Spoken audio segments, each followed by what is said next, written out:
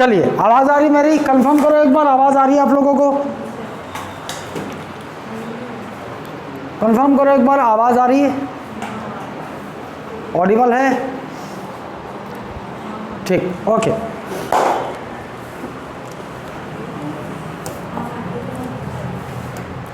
मुद्दा है हमारा चल रहा बहुमत, बहुत इम्पोर्टेंट सेक्शन है ये। यहाँ कहाँ थे शोभा? बहुमत वो शुरू हो चुका था, उसके बाद करना है ना।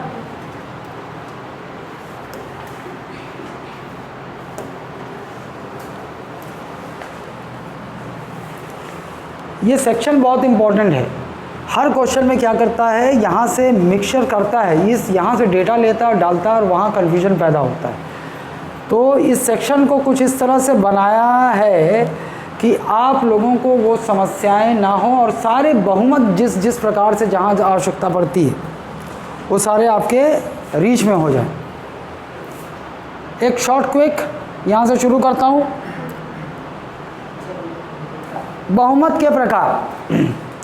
बहुमत के प्रकार आप लोगों ने देखा है पहले कि सामान्य बहुमत क्या क्या होता है, पहले वो देखो। आप देखो, आप बहुमत जब पढ़ेंगे तो यहाँ बहुत तरह के देखेंगे। एक देखेंगे आप सामान्य बहुमत, एक मिलेगा आपको सामान्य बहुमत।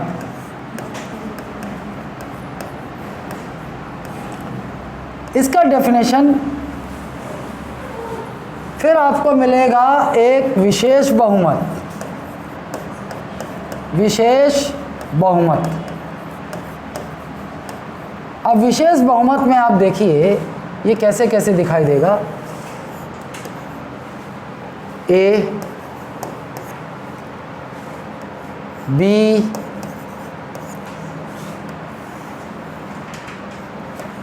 सी। इस विशेष में एक अलग है, ये दोनों अनुच्छेद 368 के तहत, और बाकी सब है। इसका डेफिनेशन कुछ ऐसा होता है, सदन में उपस्थित सामान्य बहुमत मतलब ऑर्डिनरी मेजॉरिटी और सिंपल मेजॉरिटी। सदन में उपस्थित और मतदान का 50% से अधिक, 50% से अधिक को मैं +1 लिख देता हूँ। ठीक, फिर इधर विशेष बहुमत या इसी को हम कह देंगे विशिष्ट बहुमत, विशेष या विशिष्ट बहुमत। इसमें एक टाइप है सदन में उपस्थित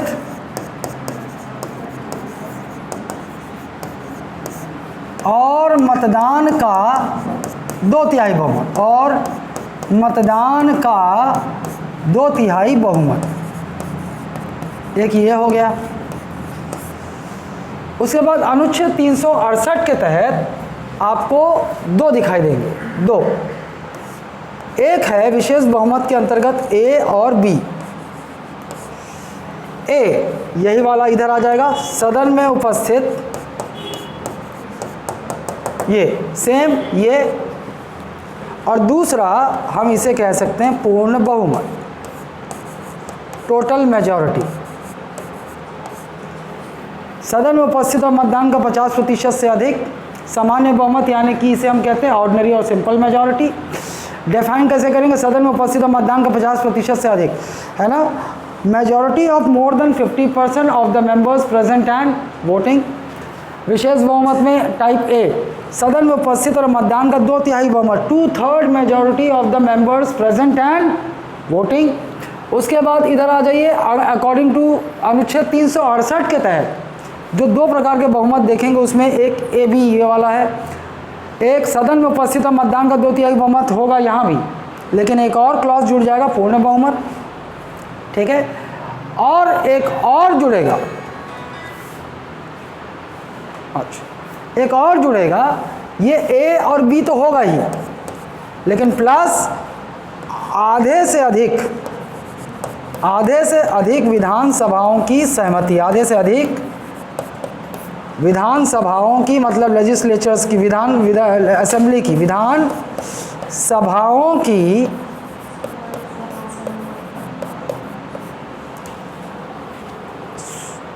अनुमति।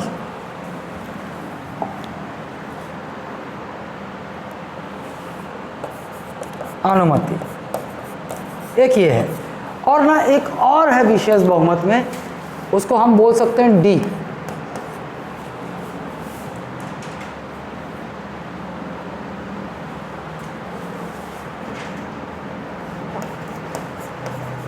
सदन की कुल सदस्य संख्या का, कुल सदस्य संख्या का 2/3 बहुमत। 2/3 बहुमत। कुछ अंतर नजर आ रहा है इसमें अंतर है। इसमें मतदान का 2/3 बहुमत और वहाँ पे बोल रहा है कुल सदस्य संख्या का 2/3 बहुमत। और एक पूर्ण बहुमत समझा देता हूँ ये क्या होता है। ये होता है सदन की कुल सदस्य संख्या का, सदन की कुल सदस्य संख्या का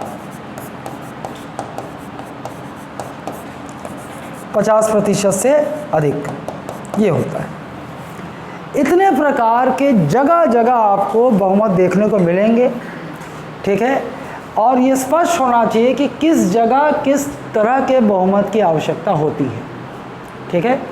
सामान्य बहुमत, ऑर्डिनरी और सिंपल मेजॉरिटी, इसे हम कैसे डिफाइन करेंगे? सदन में उपस्थित और मतदान का 50%। इन चीज़ों को अब मैं राउंड उसमें डायग्राम बना के एक बार समझा दूं, फिर चलते हैं अंदर।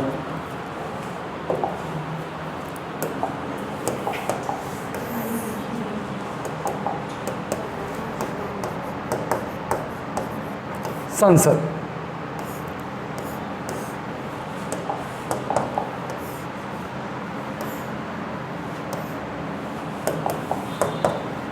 लोकसभा, राज्यसभा, राष्ट्रपति, ठीक। बारी बारी से मैं आऊँगा, यहाँ बारी बारी से आऊँगा, जहाँ जहाँ जैसे जैसे चलते जाएंगे मैं आता जाऊँगा। चलो, ये डायग्राम बना हुआ है ना, इसी में समझाना है। पहले सबसे पहला मुद्दा हमारा सामान्य, या इसे ही हम कहते हैं साधारण बहुमत।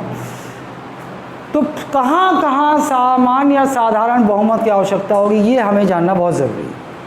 पहला, और ये तो समझ गए, उपस्थित सदस्य और मतदान देने वालों का 50% से अधिक। जैसे कि मान लो ये है लोकसभा, ये लोकसभा की सदस्य संख्या पूरी कितनी है? वर्तमान समय में 543, ये कुल सदस्य संख्या है ना। अब क्या बोल रहा है, किसी, मान लो कोई उदाहरण ले लेते हैं, एक सामान्य विधेयक है और उस पर लोकसभा को निर्णय लेना है। निर्णय कैसे लेगा आप जानते हैं? बहुमत द्वारा लेता है कोई सभा। फलाना तारीख को वोटिंग हो रही है, लेकिन 543 में से केवल 500 ही प्रेजेंट रहे, ये लोग उपस्थित रहे उस दिन, 43 एब्सेंट। अच्छा, फिर 500 लोगों में 50 लोगों ने सोचा कि ना तो हम पक्ष में मतदान करेंगे ना विपक्ष में करेंगे, हम मतदान ही नहीं करेंगे। तो वास्तव में मतदान कितने लोगों ने किया? इतने लोगों ने किया। सामान्य बहुमत को कैसे समझेंगे हम? उपस्थित तो ये केवल एक खेल है, केवल एक खेल है। वास्तव में कोई भी सदस्य का मतदान तभी दे सकता है या मान्य होगा जब वो सदन में उपस्थित होगा। कोई भी टेलीफोन से अपना मतदान नहीं कर सकता, स्पीड पोस्ट से नहीं कर सकता, ठीक, ओके। सदस्य और मतदान देने का ये कीवर्ड है, मतदान देने वालों, किसका 50% से अधिक? मतदान देने वालों का। मतदान कितनों ने दिया? 450, इसका 50% से अधिक 226 लोग यदि कम से कम इस विधेयक के पक्ष में मतदान करेंगे तो हम कहेंगे कि लोकसभा ने इसे सामान्य बहुमत से पास कर दिया, पारित कर दिया। स्पष्ट है? किसी को कोई पीड़ा दर्द, किसी को नहीं है, उधर किसी को दर्द, ये महत्वपूर्ण टॉपिक है, यहाँ समझना जरूरी है। उधर किसी को कोई परेशानी,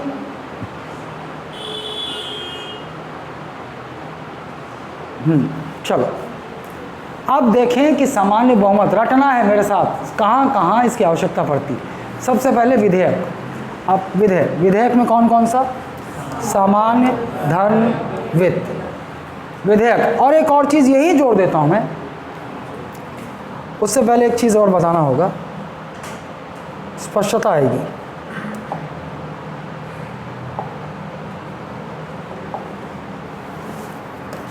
आप जानते हैं संविधान में संशोधन किया जा सकता है।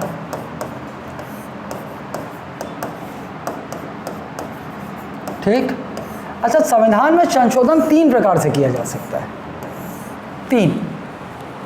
संविधान के कुछ प्रावधान संसद के दोनों सदनों में सामान्य बहुमत से पारित कर किए जा सकते हैं, सामान्य बहुमत से। और एक इसी संविधान में एक अनुच्छेद है डेडिकेटेड इसी को, अनुच्छेद 368। अनुच्छेद 368 किससे संबंधित है? संविधान संशोधन से, कॉन्स्टिट्यूशनल अमेंडमेंट से। ये ना संविधान में संशोधन करने की 2 प्रक्रिया बताता है, 2 प्रोसेस। और 2 प्रोसेस में ये है, एक क्या है? ए बी वाला जो पीछे बताया मैं, ए और बी वाला, और एक ए और बी तो होगा ही, प्लस ये तो होगा ही सेम, प्लस वही आधे से अधिक विधानसभाओं का मतलब 50% से अधिक विधानसभाओं का स्वीकृति।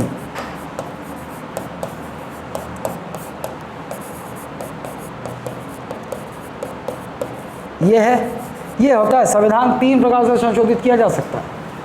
कुछ सामान्य बहुमत से, संसद के दोनों सदनों में सामान्य बहुमत से पारित होना चाहिए संविधान संशोधन विधेयक। कुछ ए बी से, दोनों कंडीशन फुलफिल, अभी समझ जाएंगे अपन उसको। और कुछ ऐसा होगा, ये ध्यान रखना। सामान्य बहुमत से ये बहुत चर्चित इसका उदाहरण है, आप लोगों ने पढ़ा है भाग 1 में कि अनुच्छेद 2 और 3 नए राज्य के निर्माण से संबंधित है। इससे संबंधित यदि संविधान में कोई संशोधन करना है, संविधान में संशोधन किस बहुमत से होगा? सामान्य बहुमत से होगा। इसीलिए तो हम लोग बोलते थे कि 368 अनुच्छेद 4 क्या है? अनुच्छेद 2 और 3 से संबंधित संविधान में संशोधन 368 के तहत संविधान में संशोधन नहीं माने जाएंगे, क्योंकि 368 की प्रक्रिया है क्या सामान्य बहुमत? नहीं है ना।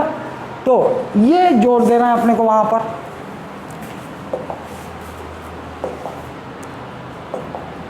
चलो जोड़ देते हैं इसको। यहीं पर एक और ऐड कर देते हैं, अनुच्छेद 2 और 3 से संबंधित संविधान संशोधन से संबंधित संविधान संशोधन विधेयक, संविधान संशोधन विधेयक।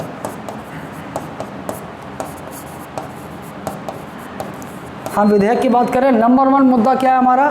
सामान्य बहुमत कहाँ आवश्यकता पड़ती? विधेयक। नंबर 1 विधेयक, विधेयक में नंबर 1 सामान्य विधेयक, नंबर 2 धन विधेयक, नंबर 3 और संविधान संशोधन विधेयक में केवल अनुच्छेद 2 और 3 से संबंधित संविधान संशोधन विधेयक। चलिए, सामान्य बहुमत की आवश्यकता पड़ती? नंबर 1 विधेयक, नंबर 1 सामान्य विधेयक, नंबर 2 नंबर 3 नंबर 4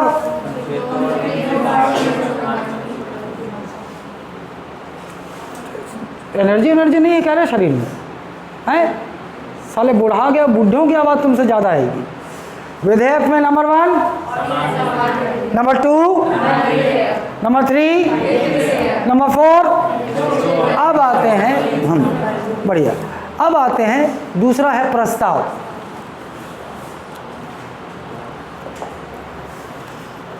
ये बीच बीच में घुसा के गड़बड़ करता हूँ मैं। प्रस्ताव ये है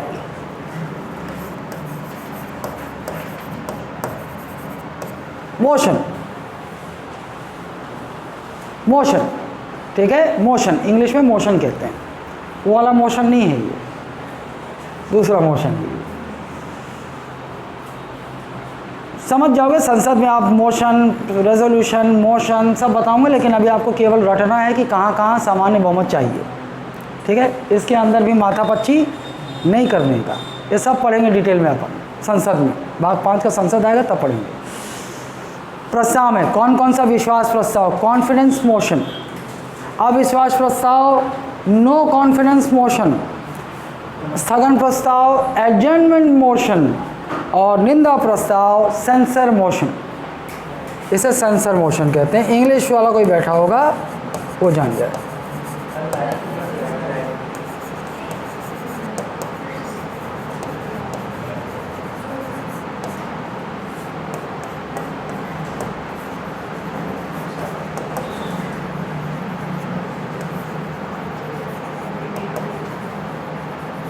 ठीक है, तो अब देखिए दूसरा क्या है, प्रस्ताव। प्रस्ताव में कौन कौन से, विश्वास प्रस्ताव, अविश्वास प्रस्ताव, स्थगन प्रस्ताव, निंदा प्रस्ताव। ठीक है, नंबर 1 क्या देखा हमने, सामान्य बहुमत में विधेयक। विधेयक में क्या क्या, सामान्य बहुमत, सामान्य विधेयक, फिर धन विधेयक, फिर वित्त विधेयक, फिर चौथा अनुच्छेद 2 और 3 से संबंधित संविधान संशोधन विधेयक। फिर हम आए प्रस्ताव पे। प्रस्ताव पे नंबर 1 विश्वास प्रस्ताव, नंबर 2 अविश्वास प्रस्ताव, नंबर 3 स्थगन प्रस्ताव, नंबर 4 निंदा प्रस्ताव। ठीक, चुनाव। अब देख लेते हैं चुनाव में कहाँ कहाँ कैसे कैसे चुनाव में कैसे जीतते हैं लोग। यहाँ भी समझा दूँ। देखिए, रटना तो है, कुछ विषय ऐसे होते हैं जहाँ पर कंसेप्ट का होना बहुत आवश्यक है, लेकिन साथ में तथ्यों का एक समावेश होता है। पढ़ना तो पड़ेगा आपको, लिख लिख के याद तो रखना पड़ेगा, लेकिन अगर हम उन चीज़ों को समझ जाएंगे तो हमारे जो रटंत वाला जो काम होता है वो 75% रिड्यूस हो जाता है, मेहनत रिड्यूस हो जाती है। अभी देखो ये है, इसको अपन सरलता से कैसे कर सकते हैं। ये 4 सदन, 4 हाउस, ठीक। एक तो आप जानते हैं केंद्र में संसद के 2 सदन और एक राज्य के विधानमंडल के 2 सदन, ठीक। अच्छा, हर एक सदन में हर एक कैसे लॉक हो जाते, अपने मन से क्यों?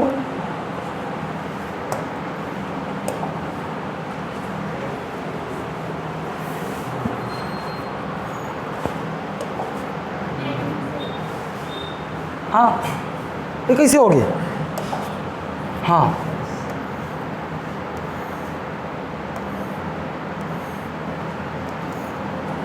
हर सदन में मुखिया होते हैं, आपको पता है, उस सदन का हेड है ना।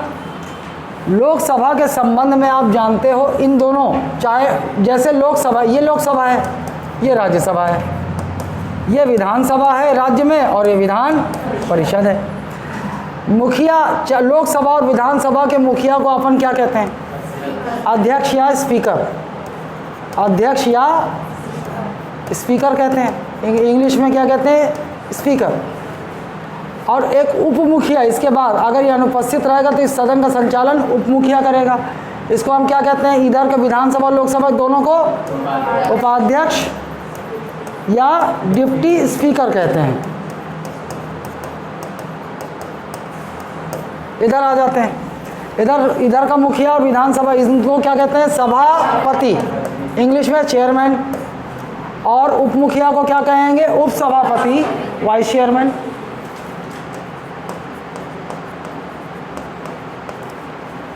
हम बात कर रहे हैं इनके चुनाव की, हम बात करेंगे इन लोगों के चुनाव की। मैं बोल सकता हूँ ये 8 कौन है? पीठासीन अधिकारी, हिंदी में पीठासीन अधिकारी, मतलब जो किसी सदन में के आसीन होते हैं, पीठ के मुखिया हैं। पीठासीन अधिकारी इंग्लिश में बोलते हैं प्रिसाइडिंग ऑफिसर्स, प्रिसाइडिंग ऑफिसर्स। तो मैं बोल सकता हूँ कि इस 4 प्रकार के सदन में आपने 8 पीठासीन अधिकारी देखे। 8, ये सब पीठासीन अधिकारी हैं अपने अपने सदनों के ना। लोकसभा का मुखिया पीठासीन अधिकारी अध्यक्ष और उसके बाद वाला उपाध्यक्ष कहलाता है। वैसे ही विधानसभा का, इधर सभापति का, राज्यसभा का सभापति और उप सभापति, ऐसे ही विधान परिषद में होता है। इन सब की खास बात है और इन सब में एक व्यक्ति अलग है। इन 8 पीठासीन अधिकारियों में ये जो है ना, ये अलग है। ये अलग क्यों है? ये अलग है इसलिए क्योंकि जो भारत का उपराष्ट्रपति होता है वही राज्यसभा का पदेन सभापति होता है, एक्स ऑफिशियो चेयरमैन। मतलब एक बात यहाँ से स्पष्ट हो जाओ और बैठा लो दिमाग में कि राज्यसभा के सभापति का न तो चुनाव होता है और न ही राज्यसभा के सभापति को पद से हटाया जाता है। एक बात याद रख लेना, न ही उसको चुना जाता है वो राज्यसभा का सभापति और न ही उसे पद से हटाया जाता है। इसलिए क्योंकि चुनाव होता है भारत के उपराष्ट्रपति का, और जो भी व्यक्ति उपराष्ट्रपति का चुनाव जीतता है वो ऑटोमेटिकली राज्यसभा का सभापति भी बन जाता है। इसीलिए तो हम बोल रहे हैं पदेन सभापति। अच्छा, अब पद से हटाने की बात आती है, तो पद से जब हटाने की बात आएगी तो उपराष्ट्रपति को पद से हटाया जाता है, न कि राज्यसभा के सभापति को। कौन से पद को हटाने का प्रावधान संविधान करता है? उपराष्ट्रपति को। उपराष्ट्रपति के चुनाव और उपराष्ट्रपति को पद से हटाने की बात करता है। तो ये बात तो स्पष्ट है, न तो राज्यसभा के सभापति का चुनाव होता है और न ही राज्यसभा के सभापति को पद से हटाया जाए। ठीक, ये क्लियर है? अब मैं क्या बोलूँगा, अब देखिए चुनाव कैसे होता है। जैसे लोग, ये सारे जो अध्यक्ष हैं, लोकसभा का अध्यक्ष, उपाध्यक्ष, ये वास्तव में इस सदन के सदस्य होते हैं। They are members of this house. ये सभी अपने अपने सदनों के, जहाँ के ये अध्यक्ष, उपाध्यक्ष, उपसभापति और ये है ना, ये अपने अपने सदस्यों के सदस्य होते हैं। किसको छोड़कर? इसको छोड़कर, क्योंकि भारत का उपराष्ट्रपति किसी सदन का सदस्य हो नहीं सकता, है ना। देश का उपराष्ट्रपति किसी सदन का सदस्य नहीं हो सकता। 8 पीठासीन अधिकारियों में राज्यसभा के सभापति को छोड़कर सारे पीठासीन अधिकारी अपने अपने सदनों के सदस्य होते हैं। क्लियर है? ठीक। अच्छा, अब जो पीठासीन अधिकारी जिस सदन का चुना गया है, इनका चुनाव होता है, इनका क्या होता है? चुनाव होता है, और वो सदन के सदस्य ही करते हैं। चुनाव में भाग कौन लेगा? जैसे लोकसभा का, जैसे ये लोकसभा है, नई चुनाव हो गया, नई लोकसभा का गठन हुआ, नई लोकसभा का गठन हुआ तो रूलिंग पार्टी, समझ जो भाजपा वाले तुम लोग हो, तुम्हारी ओर से एक व्यक्ति खड़ा कर दिया तुम लोगों ने लोकसभा के अध्यक्ष के लिए। ऑपोजिशन ने मिलकर एक व्यक्ति खड़ा कर दिया, 2 व्यक्ति चुनाव में खड़े हो गए लोकसभा अध्यक्ष पद के लिए। ठीक, वो सदस्य ही खड़े हो सकते हैं, उस सदन के सदस्य ही खड़े हो सकते हैं। खड़े हुए आप लोग उसी सदन के ही सदस्य मतदान करेंगे। लोकसभा के अध्यक्ष उपाध्यक्ष के चुनाव में लोकसभा के ही सदस्य चुनाव में भाग लेंगे। ठीक, भाग लेंगे, जिसे ज़्यादा मत मिलेगा वो जीत जाएगा, लोकसभा का अध्यक्ष चुन लिया जाएगा। ठीक, ये तो रही चुनाव की बात। पद से हटाना भी वही सदन ही हटा सकता है। पद से कौन हटा सकता है? उसी सदन के सदस्य ही हटा सकते हैं। वो आगे देखोगे आप, लेकिन ये बात तो क्लियर हो गई। 8 पीठासीन अधिकारी आपने देखे, 8 पीठासीन में एक को हमें छोड़ना है, और वो है राज्यसभा का सभापति। क्योंकि राज्यसभा का सभापति वास्तव में भारत का उपराष्ट्रपति होता है। न तो राज्यसभा के सभापति का चुनाव होता है, न ही राज्यसभा का सभापति उस सदन का सदस्य होता है, और न ही उसे पद से हटाने का कोई प्रावधान संविधान में है। इन तीनों का एक ही जवाब है। क्यों? क्योंकि भारत का उपराष्ट्रपति ही राज्यसभा का सभापति होता है ना। क्लियर है? और भारत को उपराष्ट्रपति के चुनाव का वर्णन कर मिलता है संविधान में, और उसको पद से हटाने का वर्णन मिलता है। और एक और चीज़ कि भारत का उपराष्ट्रपति की आपने पद की शर्तों में देखा था कि उसकी शर्त एक है कि वह राज्यसभा का वो राष्ट्रपति उपराष्ट्रपति किसी सदन के सदस्य नहीं हो सकते, इसलिए राज्यसभा का सभापति उस सदन का सदस्य नहीं हो। आज एक और बात, यहीं पर जब इतना बोल दिया हूँ तो कुछ और एक छोटा सा बोल देता हूँ। जो व्यक्ति जिस सदन का है सदस्य है, वो व्यक्ति उसी सदन में मतदान कर सकता है। ठीक,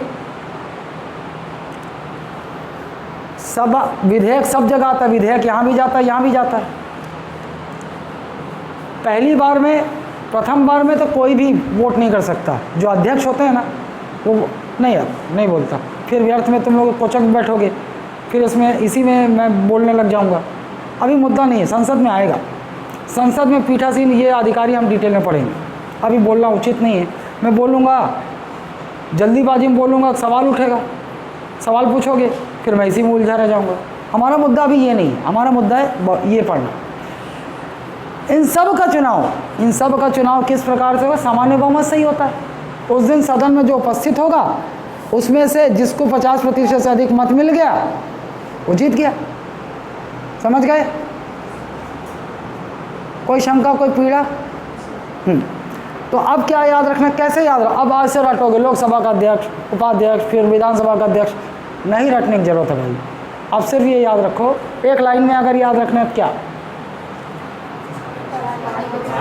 चारों सदनों के पीठासीन, 8 पीठासीन अधिकारी राज्यसभा के सभापति को छोड़कर, खत्म हो गया एक लाइन। तीसरा लाइन क्या हुआ? 8 पीठासीन चारों सदनों के 8 पीठासीन अधिकारी राज्यसभा के सभापति को छोड़कर, all the presiding officers of all the 4 houses except the chairman of Rajya Sabha. खत्म बात।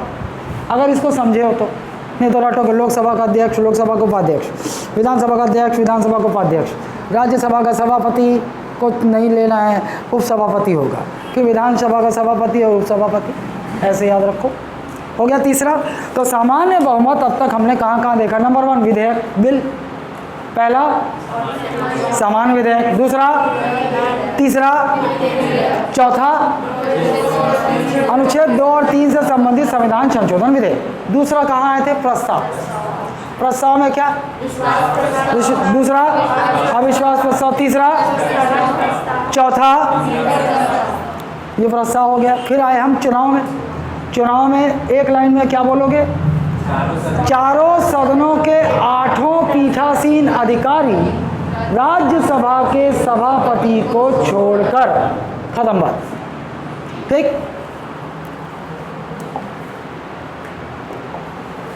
संकल्प, इसे हम कहते हैं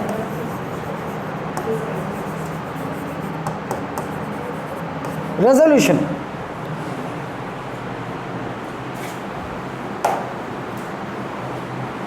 रेजोल्यूशन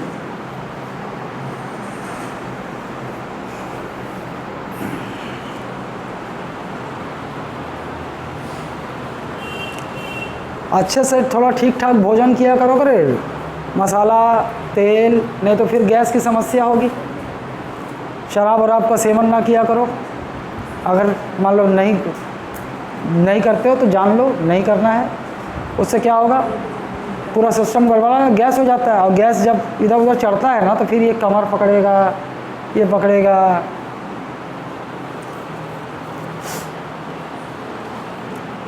और कोशिश करो दूध वाली चाय, काली वाली चाय पियो, है ना। और ये ग्रीन टी वाला चोचला ना, ये ज़बरदस्ती, मतलब इसको बना दिए ग्रीन टी, इसको मार्केटिंग कर दिए और महंगा बिकता है ना। है कुछ नहीं, पत्ता है हर्बल टी, मतलब बेवकूफ़ बना दो, मार्केटिंग करके कुछ भी बना के बेच दो। रेजोल्यूशन, अब रेजोल्यूशन भी होता है, विधेयक होता है, प्रस्ताव होता है ना, और संकल्प भी होता है, वो आप देखोगे आगे चल के। अब संकल्प में देखो, हमने आपातकाल पढ़ा है, आपातकाल पढ़ा नहीं है, वो तो हम डिटेल में पढ़ेंगे, वो भी 2-3 क्लास लेगा, लेकिन हल्की फुल्की काम भर की चीज़ तो मैंने बताई है। हमारे देश में या संविधान के अनुसार, संविधान 3 प्रकार के आपातकाल यानी कि इमरजेंसी का वर्णन करता है ना। 352, 356 और 360।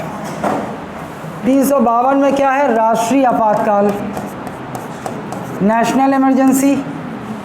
356 में क्या है?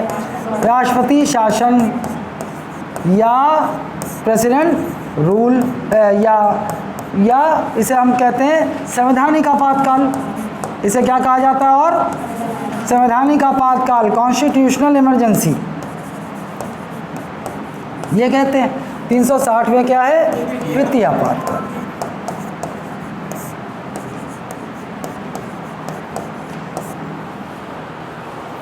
मैं थोड़ा सा भूमिका बनाऊंगा बस, बहुत ज़्यादा नहीं बोलूँगा, क्योंकि और आप लोग जो जितना बोलूँगा ना अभी इस वक्त उतने की आवश्यकता मुझे लगता है कि क्लैरिटी के लिए चाहिए, है ना। ध्यान से सुनना। देखो,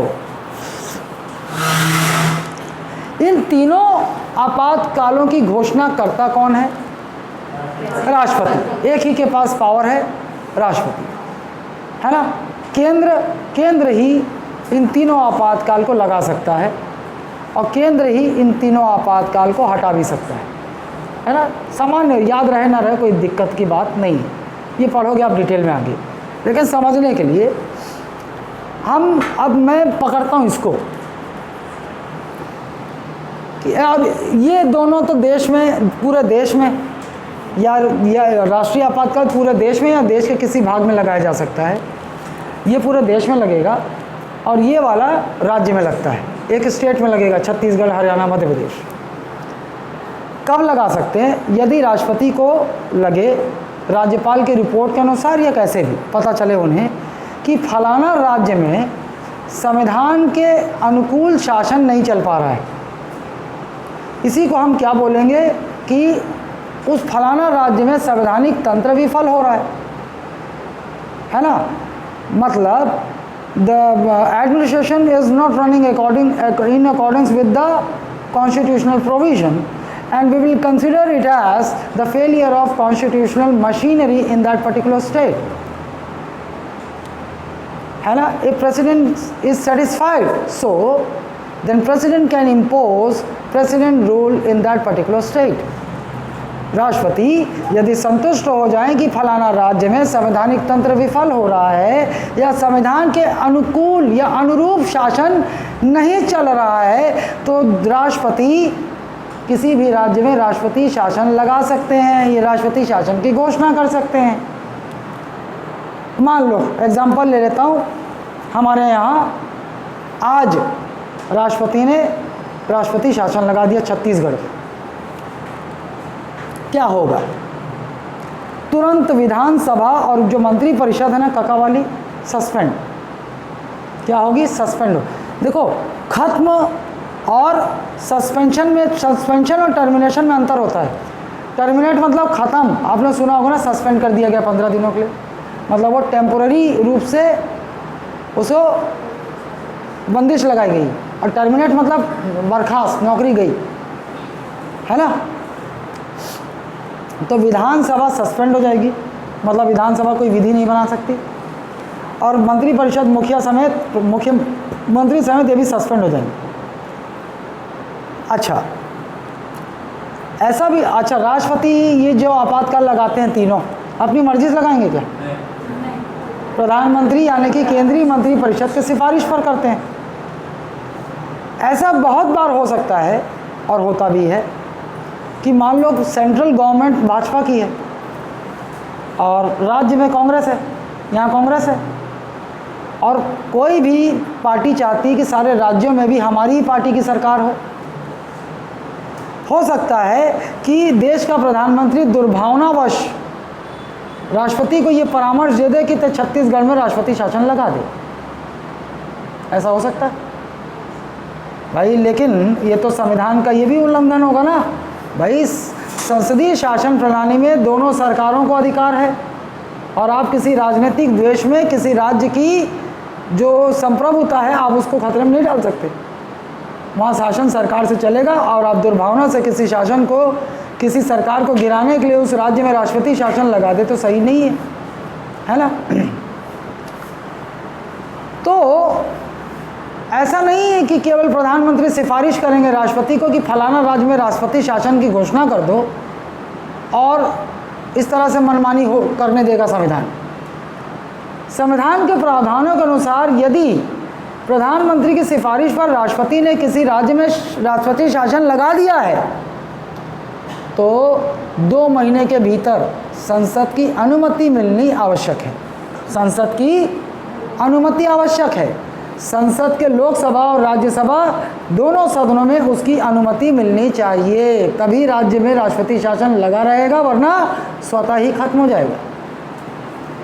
अब बचाव कर दिया राज्य का, है ना, कि भाई हो सकता है कि प्रधानमंत्री दुर्भावनावश ऐसा परामर्श राष्ट्रपति को दें। और आपको ऑलरेडी पता है कि 42वें संविधान संशोधन अधिनियम 1976 द्वारा जो प्रधानमंत्री या केंद्रीय मंत्रिपरिषद जो परामर्श राष्ट्रपति को देगा अनिवार्य है, राष्ट्रपति को मानना अनिवार्य है। It is mandatory for the president of India to follow और to work according to act according to the advice tendered by the Central Council of Ministers headed by PM। पता है कि नहीं है कि बस ऐसे ही है मुंडी हिला रहे हो। 42वां संविधान संशोधन क्या है पता है ना। तो प्रधानमंत्री दुर्भावनावश ऐसी सलाह दे सकते हैं राष्ट्रपति को, ऐसा ना हो सके इस प्रकार। तो संविधान की रक्षा के लिए ऐसा नियम बनाया गया कि भाई यदि राष्ट्रपति किसी राज्य में राष्ट्रपति शासन घोषित करता है तो उसको उस संकल्प को, राष्ट्रपति शासन को संकल्प को संसद के दोनों सदनों में पारित होना होगा, स्वीकृति मिलनी चाहिए। 2 महीने में मिली तो राष्ट्रपति शासन चलता रहेगा, नहीं मिली तो अप्रूव नहीं हुआ तो स्वतः ही समाप्त। क्लियर है? इसीलिए सस्पेंड किया जाता है पहली बार, अगर मिल गई तो टर्मिनेट हो जाएंगे, मिल गए टर्मिनेट, और अगर नहीं मिली तो वापस बहाल हो जाएंगे, राष्ट्रपति शासन हट जाएगा। और लोकसभा बंद रहेगा तो सिर्फ राज्यसभा परमिशन भी चलेगा। लोकसभा बंद रहेगा उस समय तो राज्यसभा, लोकसभा किस लिए? हाँ वो आगे मैं बोला ना, सवाल बोला कहीं कुछ बोलूँगा तो तुम लोग घुस के सवाल पूछना शुरू करते हो, फिर मैं भटक जाता हूँ। नहीं, अभी ज़रूरत नहीं, आपातकाल में ऐसा नहीं है। तुम कभी भी दागोगे ना, मेरे पास जवाब सबका है, लेकिन सवाल यह है कि आपका टॉपिक से भटक जाओगे, है ना। इतना जानकारी हो गया, अब इतनी जानकारी क्यों ज़रूरी थी अभी समझ में आ जाएगा। संकल्प, किस प्रकार के संकल्प को संसद के दोनों सदनों में सामान्य बहुमत की आवश्यकता होती है। संसद में राष्ट्रपति शासन 356 और वित्तीय आपातकाल 360 को जारी रखने के लिए जो राष्ट्रपति ने घोषणा किया उसकी अनुमोदन या स्वीकृति के लिए नहीं है ये संकल्प, कहीं लगा हुआ है और जारी रखने के लिए। जैसे राष्ट्रपति शासन किसी राज्य में जब लगता है तो एक बार में 6 माह के लिए लगता है। हर 6 माह में संसद के दोनों सदन उसे जारी रखने वाला संकल्प सामान्य बहुमत से पारित करेंगे, तभी वो कंटिन्यू रहेगा। समझे? अभी कोई शंका पीड़ा है बता दो, बाम लगा दूंगा। कोई दर्द? तो संकल्प नंबर 1, संसद में बोल रहा हूँ, मतलब संसद के दोनों सदनों की बात हो रही है। संसद में राष्ट्रपति शासन और वित्तीय आपातकाल को जारी रखने के लिए, कंटिन्यू रखने के लिए एक संकल्प किस बहुमत से पारित होना चाहिए? समान। दूसरा, राष्ट्रीय आपातकाल को समाप्त करने के लिए, वर्डिंग ध्यान रखना, यहाँ समाप्त की बात कर रहा है, यहाँ ये दोनों अलग अलग शब्द हैं, है ना। यही फंसाएगा, कोई फंसाए ना फंसाए, मैं तो हूँ, है, ये याद रखना। तो संकल्प में आपने 2 देखा, अभी पहले पूरा देख लेते फिर एक साथ करते हैं। अरे यार ये यहाँ क्यों आ गया? ये वहाँ होना चाहिए था प्रस्ताव में।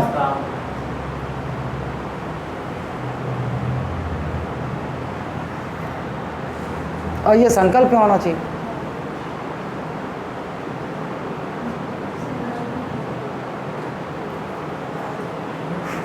रुको, इसको प्रस्ताव में ऐड करना ना, राज्यपाल और राष्ट्रपति का के लिए धन्यवाद प्रस्ताव। ठीक, देखो तो ठीक करना पड़ेगा इसको।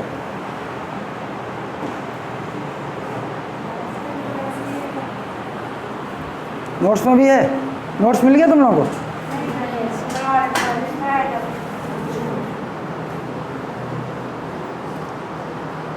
कोई बात नहीं, आपको पता तो है ना प्रस्ताव। अब देखो, ये जो राष्ट्रपति हैं और राज्यपाल है, केंद्र में राष्ट्रपति और राज्य में राज्यपाल, चुनाव होता है, विधानसभा चुनाव हो चाहे लोकसभा चुनाव हो, नई सरकार बनती है। उधर केंद्र में राष्ट्रपति महोदय, आपको पता है पहले भी कि दोनों सदनों को संबोधित करते हैं, एड्रेस करते हैं, है ना। क्या करते हैं उस एड्रेस में? पहला जो बैठक होता है उसमें राष्ट्रपति महोदय संसद के दोनों सदनों को संबोधित करते हैं, एड्रेस करते हैं। क्या करते हैं उसमें? जो नई सरकार जो बनी है उसके नीतियों की घोषणा करते हैं, कि पॉलिसी बताते हैं कि ये नई सरकार करने वाली है। उधर नई सरकार केंद्र में राष्ट्रपति करेंगे, राज्य में राज्यपाल करता है। जब राज्यपाल और राष्ट्रपति चुनाव के पहला बैठक और हर वर्ष के पहला बैठक में जब संसद के या विधानमंडल के दोनों सदनों को संबोधित करते हैं, तो जो रूलिंग पार्टी होती है, क्योंकि रूलिंग पार्टी के पॉलिसी और नीतियों की घोषणा करते हैं, तो रूलिंग पार्टी एक प्रस्ताव लाती है, धन्यवाद प्रस्ताव, धन्यवाद देने के लिए राष्ट्रपति और राज्यपाल को। समझ रहे हो? वो धन्यवाद प्रस्ताव संसद के सदनों में लाया जाता है। ये एक तरीका होता है धन्यवाद देने का। और अगर मान लो वो धन्यवाद प्रस्ताव सामान्य बहुमत चाहिए, नहीं मिला तो है क्या?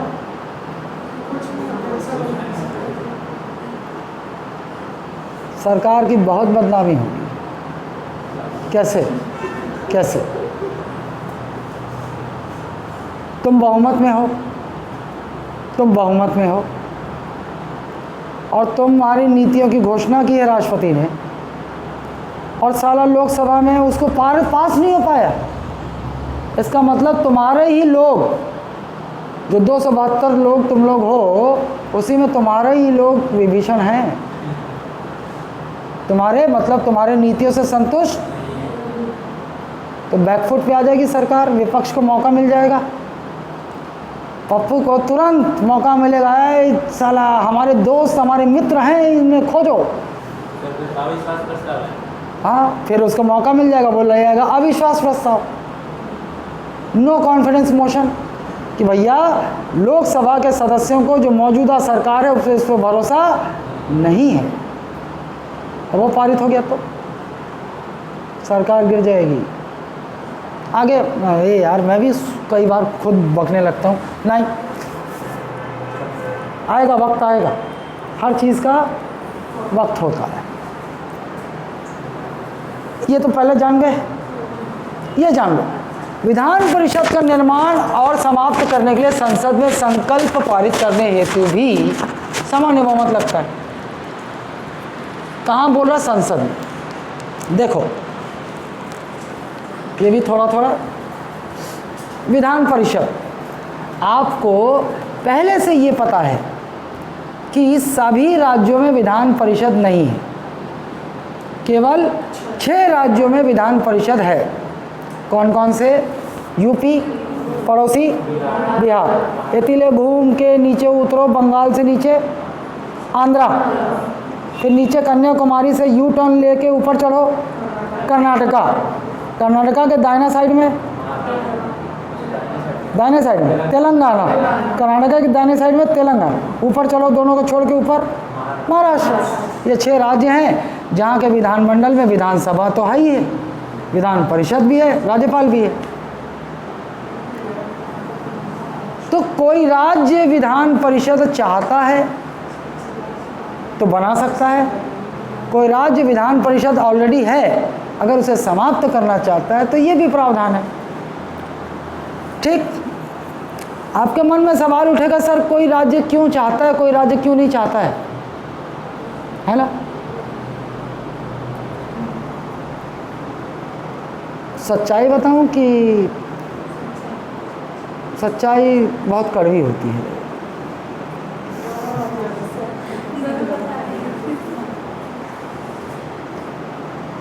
मान लो छत्तीसगढ़ में 90 विधायक हैं और मान लो यहाँ विधान परिषद बन जाता है, तो वहाँ भी सदस्य होंगे, फिर उनको भी सरकारी फंड मिलेगा। मतलब एक साल में एक विधायक को अपने विधानसभा क्षेत्र में विकास करने के लिए 3 करोड़ रुपए मिलते हैं, है ना। आगे चल के सुनोगे आप, MP-LED scheme, member of parliament local area development scheme, MLA member of legislative assembly local area development scheme.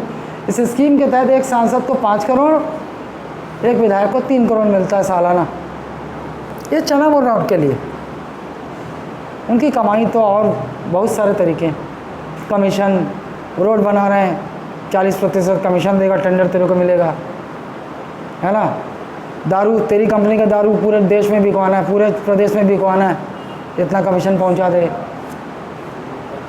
भ्रष्टाचार के बहुत सारे तरीके, है ना। और ये सारे नेता सफ़ेदपोश हरामजादे सेवा करने के लिए हम राजनीति में आते हैं।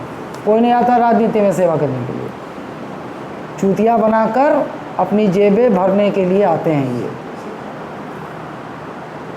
मैं भावनाओं में बह जाता हूँ। मान लो विधान परिषद बन गई, उनके शेयर होल्डर आ गए, उनकी खवाई के हिस्सेदार आ जाएंगे।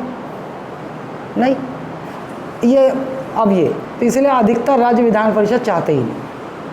अब दूसरा, अब प्रैक्टिकल आंसर, प्रैक्टिकल नहीं, थ्योरेटिकल आंसर।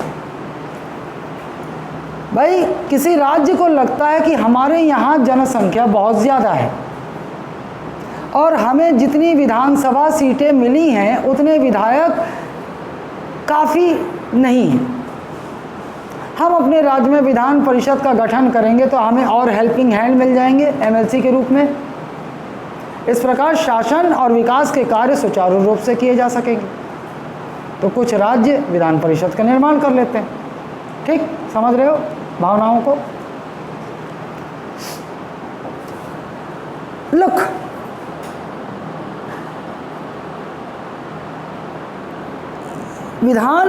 किसी राज्य में विधान परिषद का निर्माण करना है या किसी राज्य में है उसे समाप्त करना है, वास्तव में इस प्रक्रिया की इसकी बिना उस राज्य के अनुमति के नहीं हो सकता।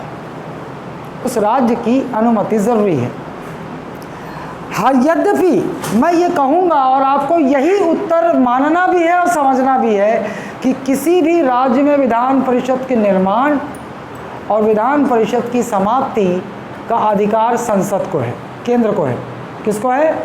केंद्र को है, केंद्र सरकार को है। लेकिन केंद्र सरकार किस माध्यम से करेगी? ऐसा थोड़ी है साइन करेगी कहीं भी अपनी मर्जी से किसी राज्य में विधान परिषद खड़ा कर देगी, किसी राज्य में ख़त्म कर देगी, ऐसा नहीं। संसद, केंद्र सरकार की ओर से कौन करेगा? संसद द्वारा पारित होगा, तब हरी झंडी मिलेगी। तो किसको है वास्तव में किसी राज्य में विधान परिषद को अस्तित्व में लाना और उसका अस्तित्व खत्म करना, ये अधिकार किसका है? संसद का, संसद का। लेकिन मनमानी नहीं की जा सकती कि अपनी मर्जी से वो अधिकार भले उन्हें दिया संविधान ने, लेकिन अपनी मर्जी से किसी राज्य में ये विधान परिषद या समाप्ति प्रारंभ नहीं कर सकते। उसके लिए सबसे पहले संबंधित राज्य की अनुमति आवश्यक है, अनुमति आवश्यक है। अब अनुमति कैसे मिलेगी उस राज्य की? ऐसे थोड़ी है कि काका अमर बोल दी विधान परिषद बना दो तो अनुमति होगी, ना भाई।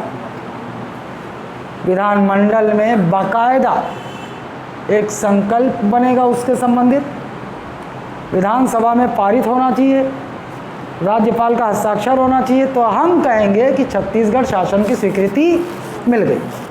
अब वो संकल्प जाएगा केंद्र के पास। अब केंद्र निर्णय उस पर लेना होगा तो लेगा। अब केंद्र के पाले में है, केंद्र सरकार चाहेगी मामला आगे बढ़ेगा, नहीं तो पड़ा रहेगा पेंडिंग, बहुत समय से पड़ा रहेगा। तमिलनाडु की प्रक्रिया अब तक लंबित है, तमिलनाडु चाहता है विधान परिषद, ये लंबित है। क्लियर हुआ? याद रहे, ये किसी विधान परिषद की निर्माण और समाप्ति से भरा संकल्प विधानसभा में विशेष बहुमत से पारित होना चाहिए, राज्य की विधानसभा में विशेष बहुमत से, और संसद में नोट लिखा होगा, देखो हिंट नोट। अभी हम सामान्य बहुमत पढ़ रहे हैं, लेकिन साथ में यही रहेगा तो क्लैरिटी रहेगी, वरना कंफ्यूज हो सकते हो। तो किसी राज्य में विधान परिषद के निर्माण व समाप्ति से संबंधित संकल्प संसद में किस प्रकार के बहुमत से सम्मत, जबकि संबंधित राज्य की विधानसभा में स्पेशल मेजॉरिटी। ठीक, कोनो दराद कोनो ला कोई दराद एती इम्पोर्टेंट टॉपिक है ये, क्वेश्चन फंसाता है। और मोर कमर काबत दर्द देते यार, धनुष बन गए कहा।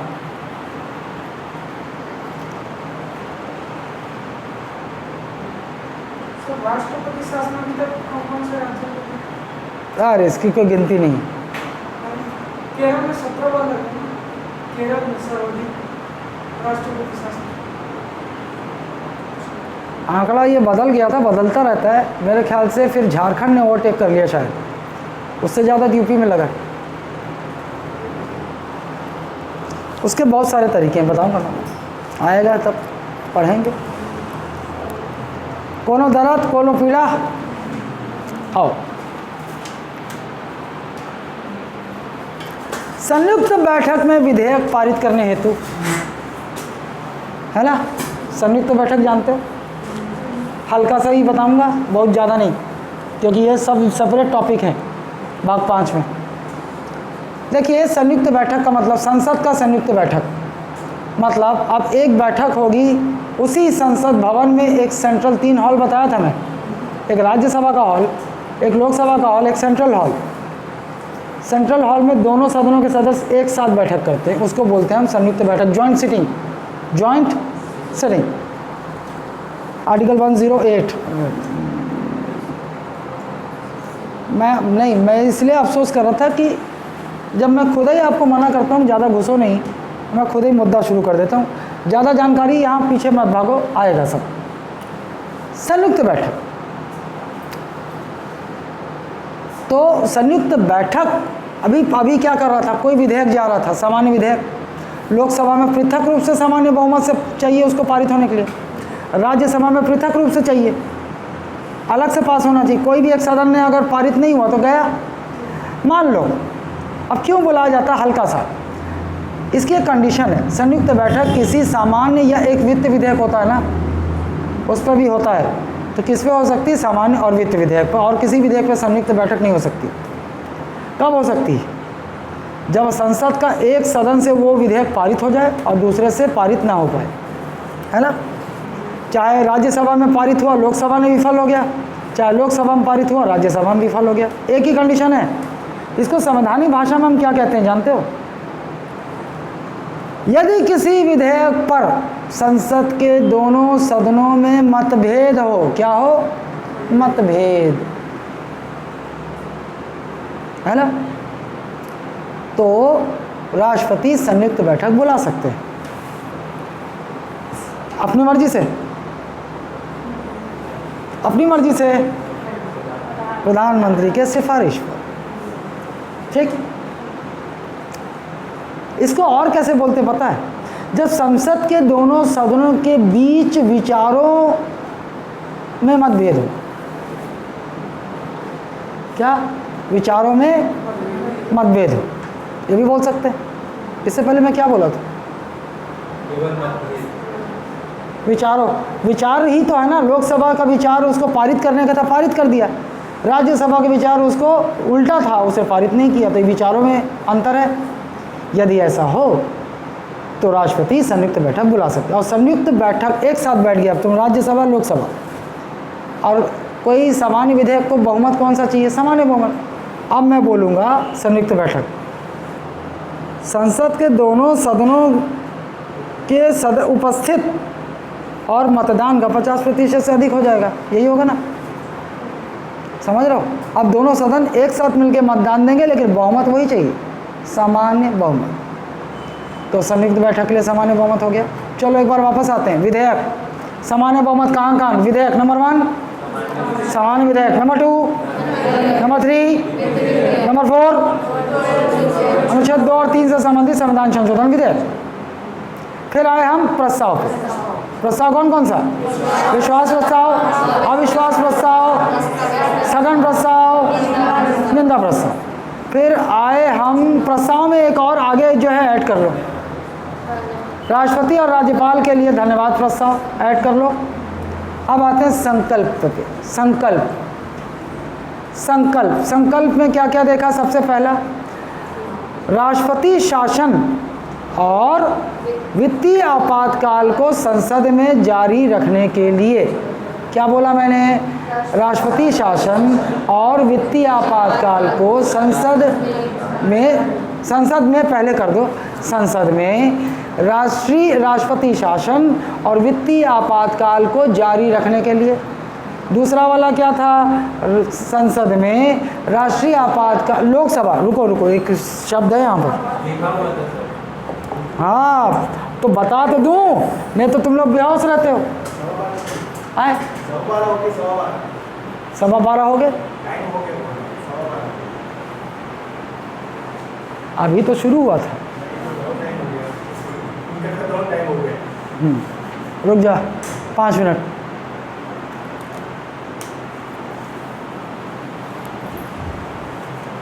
यहाँ पर केवल लोकसभा बोल रहा, संसद नहीं बोल रहा हूँ, है ना? कीवर्ड है, ध्यान रखना। सालों तुम लोगों को बताता हूँ, तब भी जब क्वेश्चन बनाता हूँ तो ध्यान नहीं देते हो। यहाँ पे संसद के दोनों सदन नहीं होंगे, यहाँ किसकी बात हो रही? केवल राष्ट्रीय आपातकाल की बात हो रही है। और इसको समाप्त करने के लिए संकल्प केवल, है ना? बारीकियां वहाँ देखेंगे। तो पहला क्या है आपके लिए संकल्प में? पहला, संसद में राष्ट्रपति शासन और वित्तीय आपातकाल को जारी रखने के लिए। दूसरा, लोकसभा में, पहले कर दो ना अपने सहूलियत से, लोकसभा में राष्ट्रीय आपातकाल को समाप्त करने वाला संकल्प सामान्य बहुमत से पारित होना चाहिए। फिर आगे गए थे, आगे और कौन सा संकल्प? एक वो वाला था ना, विधान पर किसी राज्य में विधान परिषद का निर्माण और समाप्ति वाला संकल्प संसद के सदनों में सामान्य बहुमत से पारित होना चाहिए। हो गया एक साथ, ठीक। अब हम आज चुनाव में आए थे। चुनाव में क्या? एक लाइन में बोलो। चारों सदनों के 8 पीठासीन अधिकारी राज्यसभा के सभापति को छोड़कर खत्म हो गए।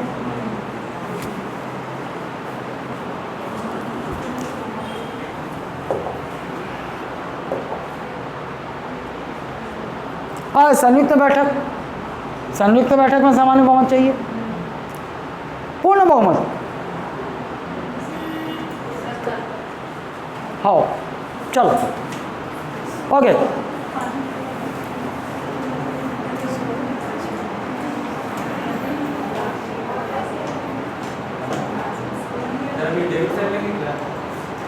का प्रोग्राम है होकर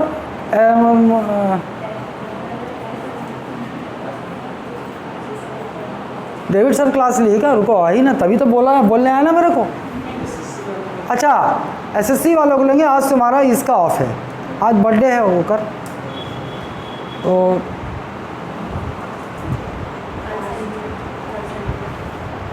तो आज के आपकी सेकंड क्लास नहीं होगी। आप लोग चाहें तो उनके साथ बैठ सकते हो, लेकिन उनका अलग लेवल पे चलेगा, ये अलग टॉपिक होगा मैथ्स का, है ना? आज छुट्टी मनाइए, कल दोनों क्लास होगी। मैंने कहा ये, लेकिन कल शुक्रवार है, कल क्लास होगा। क्यों होगा? अबे मैं आज तो लगभग आधी क्लास आज छुट्टी पे चली गई है, मैं बता रहा हूँ। आज क्या है जो गायब है लोग?